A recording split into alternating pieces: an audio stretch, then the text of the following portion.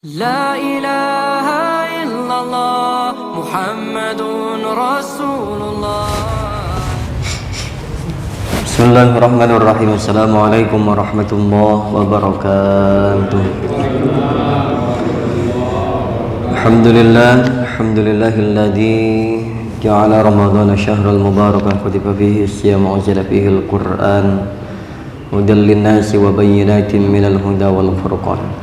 Allahumma shalli wa sallim ala sayyidina Muhammadin wa ala alihi wa ashabihi as-sabiqin bil iman amma ba'd. Qala Allah ta'ala fi kitabil karim wa huwa asdaqul qailin a'udzu billahi as-sami'il 'alim minasy syaithanir rajim.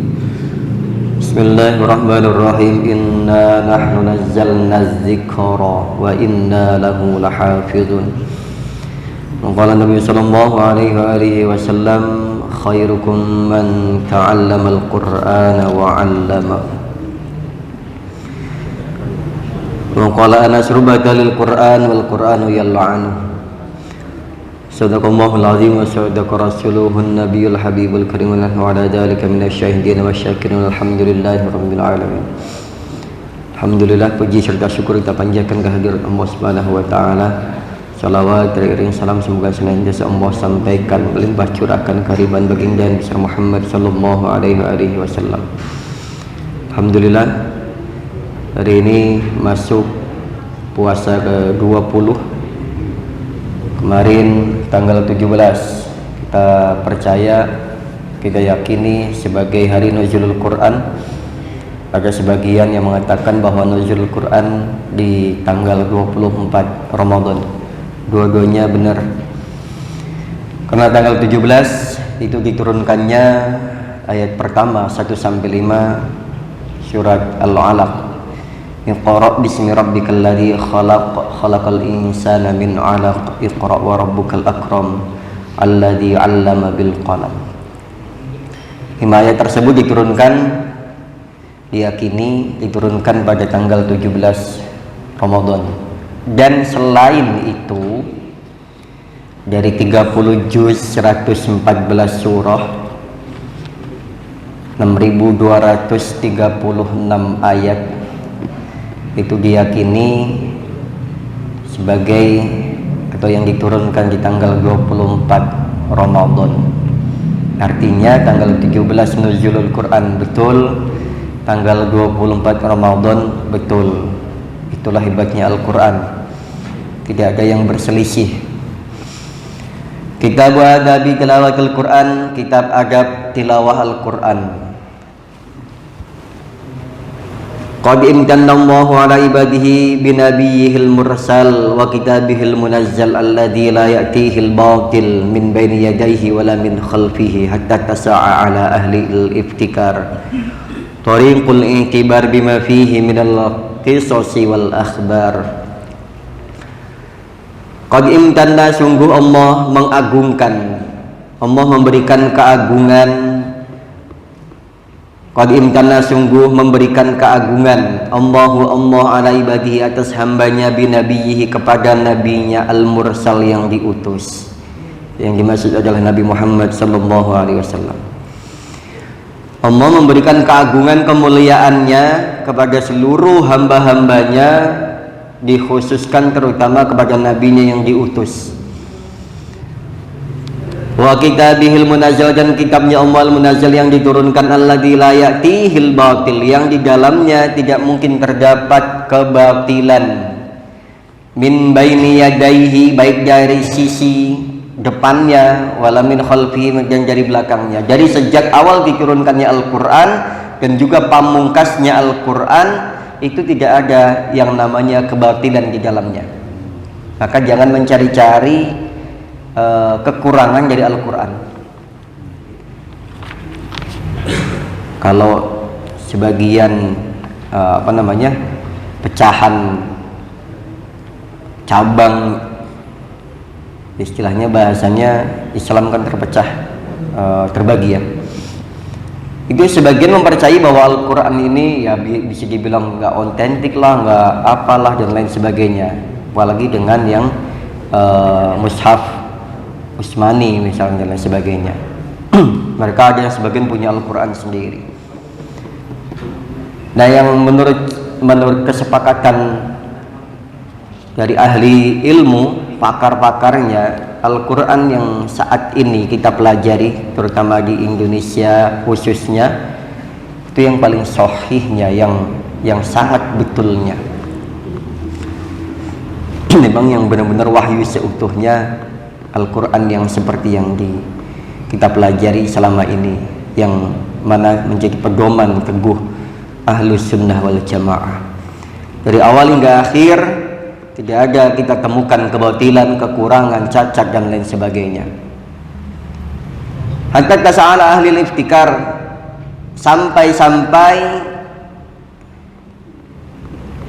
hatta tasa, sehingga Allah meluaskan ala ahli iftikar, atas para ahli pikir, orang para pemikir, ilmuwan yang mau mengambil thariqul i'tibar, mengambil jalan untuk mengambil i'tibar, ibarat bima fihi minal qisas wal akhbar, yaitu mengambil pelajaran dari Al-Quran, diambil dari sari-sari Al-Quran, isi kandungan Al-Quran, minal qisas wal akhbar, dari kisah-kisah para nabi, cerita-cerita, karena sebagian Al-Quran sebagian isinya kisah, wal akhbar dan kabar, cerita.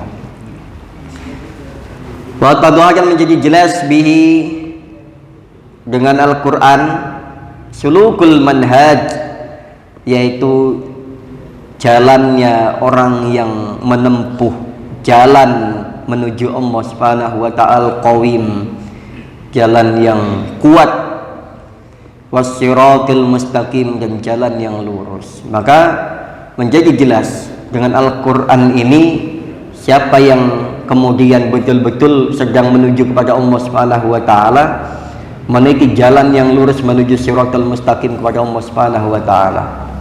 Maka Al-Quran inilah menjadi hudal linnas, petunjuk bagi manusia, wa bayyinatin minal huda, dan menjadi penjelasan petunjuk itu sendiri. Coba kita perhatikan, Pak. Al-Quran adalah petunjuk, dan petunjuk itu pun wa bayyinatin minal huda, masih diberikan penjelasan dari petunjuk itu. Kalau kita ada handphone, kita ada yang namanya Google Map. Kita klik arah tujuan kita. Itu nanti kita nggak cukup dengan kita melihat itu, nanti ada diarahkan 10 meter belok kiri, belok kanan. Di situ pun ada yang namanya, misalkan ada masjid, bangunan-bangunan yang lainnya, tempat-tempat yang lainnya. Jadi kita pun petunjuk masih diberikan penjelasan daripada petunjuk itu, karena kita juga nggak mungkin kalau belajar sendiri begitu saja, maka kita diarahkan. Tapi kita bukan siapa-siapa, bukan ahli Quran, bukan mufassir dan lain sebagainya.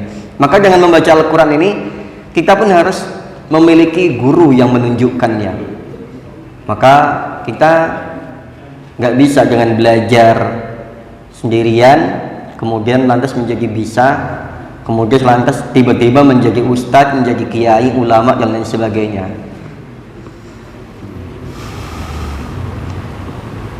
Bima fasula fihi minal ahkam, dan juga terperinci dengan jelasnya dari hukum-hukum. Di Al-Quran sebagian isinya adalah hukum-hukum, macam-macam aneka hukum, semua Islam diatur dalam Al-Quran ada. Wa farqun bainal halal wal haram, dan menjadi pemisah antara halal dan haram. Tidak ada lagi keraguan-raguan setelah kita membuka Al-Quran. Ini loh petunjuknya, ini penjelasan petunjuknya. Wa bayyinatin minal huda wal furqan, dan furqan menjadi pembeda. Ini loh setelah ditunjukkan, pakai kita Google Map, kita klik arah tujuan, diarahkan ke kanan kirinya. Furqannya, pembedanya adalah kita dikasih alternatif jalan. Kalau mau ke Pamulang bisa lewat jalan baru, bisa lewat Witana Harja, bisa lewat Reni. Pilih yang mana yang kau suka. Tiga-tiganya betul. Ini yang menjadi pembeda. Maka dengan itu kita memilih, oh ya, ini hukumnya begini, ini hukumnya begini, ini yang paling ringan, ini yang sedang, ini yang paling berat. Tiga-tiganya betul. Maka kalau nggak mau macet, lewatnya dalam. Jarak tempuhnya hampir sama, hanya selisih beberapa menit saja. Bedanya kita lewat jalan tikus, nggak kena macet. Di sana jalannya lebih enak, lebih luas, tapi di sana nanti kendaraannya banyak. Zona di situ merah, di sini lebih cenderung hijau. Ini jadi Petunjuk itu, hidayah itu kita jemput melalui Al-Quran ini, sulukul manhajil qawim wasiratil mustaqim. Setelah itu kita minta petunjuk daripada petunjuk itu sendiri dan menjadi pembeda mana nih setelah itu. Jadi intinya adalah bahwa Al-Quran menjadi sumber hidayah. Setelah kita jemput hidayah, kita belajar dari hidayah tersebut. Setelah itu kita cari perbedaannya untuk disatukan menjadi furqan. Ya, setelah ini ada furqan pembedanya. Silahkan pilih yang mana, monggo, dua-duanya baik. Dan ada lagi yang di sini yang farqu bainal halal wal haram. Ini nggak boleh lewat sini, meskipun di Google itu ada, tapi ternyata kenyataannya ketika kita praktekin itu ada portal.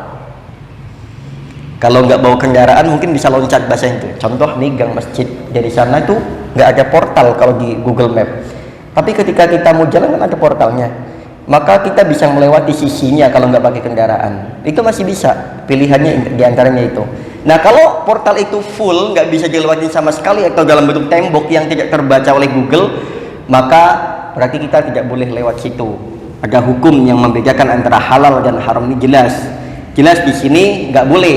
Kalau ke situ misalkan itu sungai dan lain sebagainya. Biasanya sungai itu juga banyak yang di Google Map nggak kebaca, jembatannya nggak ada dan lain sebagainya.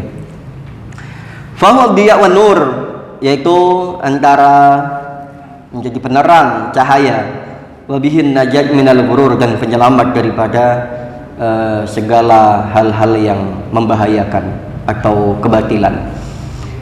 Al-Quran di dalamnya fihi syifa'ul lima fis sudur, dan juga Al-Quran di dalamnya adalah syifa, penyembuh bagi penyakit-penyakit hati kita. Makanya kalau kita mau hati kita sembuh daripada sakitnya, banyak-banyak membaca Al-Quran. Itu janji Allah Subhanahu wa taala. Fihi syifa'ul lima fis sudur.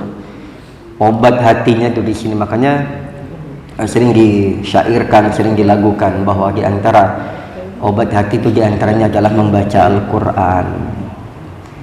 Ini jangan sampai nanti, terlebih Ramadan ini adalah bulannya Al-Quran. Setelah Ramadan jangan lepas, tetap yang biasanya 1 bulan bisa hatam, 2 bulan hatam sekali, 3 bulan hatam sekali, 4 bulan hatam sekali, 5 bulan hatam sekali, setahun hatam sekali atau 2 kali, dilanjutkan. Man tamassaka bihi faqad hada, barang siapa yang berpegang teguh kepada Al-Quran, bihi dengan Al-Quran, faqad hada, sungguh dia mendapatkan petunjuk dari Allah Subhanahu wa taala. Satu, barang siapa yang betul-betul mau memegang teguh kepada Al-Quran, mempelajarinya, dipegang erat. Waman amila bihi faqad faza, dan barang siapa beramal dengan Al-Quran, faqad faza, maka sungguh dia beruntung. Sebagaimana firman Allah Subhanahu wa taala, inna nahnu nazzalna dzikra wa inna lahu lahafizun. Sungguh kami yang telah menurunkan Al-Quran. Zikra di sini adalah Al-Quran yang dimaksud. Wa inna, dan sungguhnya kami, lahu pada Al-Quran, pada zikr tadi, lahafizun, kami menjaganya. Jadi Allah menjaga Al-Quran itu sendiri, keautentikannya, kemurniannya, keasliannya dijaga oleh Allah sampai hari kiamat.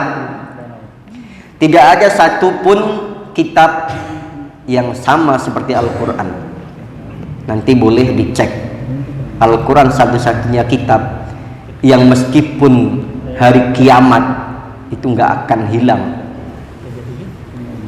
Kitab yang lain, Pak, kita tinggal di Indonesia, bahasanya Indonesia. Kitab yang lain tinggalnya di luar Indonesia dengan bahasa mereka, dan isi kandungannya lain. Setiap saat direvisi terus mengikuti zaman, tapi zaman yang mengikuti Al-Quran. Kitab yang lain mengikuti perkembangan zaman sehingga dia nggak nyampai. Makanya nggak ada satupun kitab yang selain Al-Quran yang dihafalkan oleh umatnya kecuali Al-Quran. Kalau di seluruh dunia ini semua kitab dimusnahkan termasuk Al-Quran, maka satu-satunya kitab yang dihafal oleh umatnya adalah kitab Al-Quran. Kitab Taurat, Injil, Zabur, semuanya dari mulai sampai ke bawah-bawahnya yang dipercaya oleh umat-umat lain, kalau itu dihilangkan di muka bumi ini, semuanya hilang. Tapi Al-Quran, meskipun mushafnya hancur, Meskipun hurufnya hilang, masih banyak para hafidhul Quran yang di dadanya, di kepalanya tersimpan Al-Quran dengan baik dan rapi. Maka Al-Quran tidak akan pernah hilang bahkan sampai hari kiamat sekalipun. Tapi kitab lain, sekali kertasnya hilang, maka hilanglah ilmu dari dalamnya, karena tidak ada satupun umatnya yang menghafalkannya. Karena memang tidak ada janji Tuhan yang untuk menjaga kitabnya itu selain Al-Quran. Bukan hanya kitabnya yang Allah jaga, tapi para penghafalnya, para pentadabburnya, para pembacanya, para penghormat Al-Qur'annya, dan orang-orang yang menghargai dengan akhlak yang tinggi kepada Al-Qur'an juga Allah jaga. Wa min asbabi hifdhihi fil qulubi wal masahif, wa min asbabi, dan karena sebab-sebab Allah menjaganya melalui fil qulub, di hati para penghafal Al-Qur'an, wal masahif, dengan mushaf-mushaf yang dibukukan ini. Itulah cara Allah menjaga, di antara yang tersurat istidamah tilawatihi wal muwadzabah, yaitu ada lagi dengan cara Allah menjaga, mengutus orang itu istiqomah membacanya, istidamah tilawatihi, orang yang rajin rutin istiqomah membaca Al-Quran. Insya Allah bapak-bapak di sini semuanya saya perhatikan rajin membaca Al-Quran, pagi, siang, selepas sholat zuhur, selepas sholat asar, selepas sholat maghrib, masih sebagian pada sempat. Terlebih ketika Ramadan ini setelah sholat tarawih, tadarus menggema di mana-mana. Bahkan beberapa tahun sebelumnya sering kedengaran tadarus itu sampai jam 12, jam 1, jam 2 masih kedengaran. Sekarang sih enggak, tapi alhamdulillah mungkin karena dibatasin kali ya. Dulu sering tuh kedengaran sampai jam-jam pagi, jam itu masih ada orang tadarus, luar biasa. Itulah diantara kita diberikan cara Allah menjaga Al-Quran, dengan diantaranya menggerakkan orang-orang untuk membaca Al-Quran, istidamah tilawatihi wal muwadzabah, dan menetapi atau yang meyakini dan juga mengistiqomahkan ala dirosati, atas menderes tadarus ya, dirosah itu tadarus, ma'al qiyam, beserta yang dibaca pada saat sholat malam, sholat tahajud, terutama sholat ketika kita Ramadan, sholat tarawih, biadabihi, dengan adab-adab yang tinggi, wa syurutihi, dan syarat-syarat yang kita jaga sepenuhnya. Alhamdulillah sekarang Quran ada di mana-mana, dibaca di mana-mana, penghafal Al-Quran di mana-mana, rumah Quran di mana-mana, semuanya Allah muliakan. Bahkan alam semesta ini diantaranya adalah melalui Al-Quran. Wal muhafadzah ala ma amara bihi minal a'mal, ada lagi orang yang mungkin tadarusnya sedikit tapi amalannya adalah amalan Al-Quran. Mungkin dia tidak terlihat di masjid, tapi dia tadarus di rumah-rumahnya, di kantor-kantornya, di musola-musolanya, di aula-aulanya, bahkan di saat waktu-waktu dia santai kita tadarus. Mungkin nggak di hadapan kita, karena belum tentu ada orang yang mau di tempat umum, tidak semuanya. Ada dia yang sembunyi-sembunyi karena malu, ada yang di rumahnya bikin, ada yang punya majlis. Mungkin di sini kelihatan biasa, tapi bisa saja di kantornya dia adalah koordinator majelis taklimnya, atau di rosahnya, tadarusnya, atau mungkin di rumahnya sebagai penggerak di rumahnya, madrasah di rumahnya, dan lain sebagainya. Mungkin itu nggak kelihatan, tapi ada orang yang muhafadzah, Allah jaga melalui orang-orang yang beramal dengan amal Al-Quran, baik al-batinah wal adabil zahirah, baik yang amalan batinnya maupun adab zahirnya. Allah jaga dengan orang-orang yang menghafalkan isi kandungan Al-Quran. Mungkin dia nggak kelihatan bahwa dia ahli membaca Al-Quran, ngajinya nggak kelihatan bagus, biasa saja, tapi sedekahnya mengamalkan sedekah Al-Quran. Dia mengamalkan isi kandungan Al-Quran, menjadi orang baik di mana-mana, menjadi penolong, pemaaf, dan lain sebagainya. Mengamalkan isi kandungan Al-Quran. Mungkin dia nggak kelihatan jago baca Qurannya, biasa saja, tapi amalannya adalah amalan Al-Quran. Wadzalika, dan demikian, mala buddha, pasti, min bayanihi wa tafsiri, ini adalah kepastian dan penjelasan dari Allah Subhanahu wa taala bahwa bukti nyata Allah menjaga Al-Quran melalui banyak cara. Di antaranya adalah melalui kita semuanya yang Allah kuatkan kita. Di antaranya sholat kita pagi hari ini, dengerin kultum kita pagi hari ini, itu adalah amalan Al-Quran yang Allah gerakkan. Karena bisa jadi setelah sahur orang tidur lagi, atau dia sempat ke masjid, setelah itu bubar, nggak ada kajian atau taklim lagi dan lain sebagainya. Dengan cara ini diantara Allah menjaga. Di kita ada kajian khusus tahsinul kitab Al-Quran, dikaji. Kalau hari bulan Ramadan siang, nanti hari biasa malam dan lain sebagainya. Ada TPA, majelis-majelis taklim. Itu cara Allah diantaranya menjaga Al-Quran ini. Maka sangat betul bagaimana Allah menjaga Al-Quran ini dengan nyata, dengan berbagai macam cara yang Allah kehendaki. Mudah-mudahan kita di antara hamba-hamba Allah yang dijaga oleh Allah sepanjang hidup kita, dunia dan akhirat kita. Subhanaka rabbana wa bihamdika asyhadu an la ilaha illa anta astaghfiruka wa atubu ilaik. Taufiq wal hidayah war ridha wal inayah ihdinas siratal mustaqim. Assalamualaikum warahmatullahi wabarakatuh.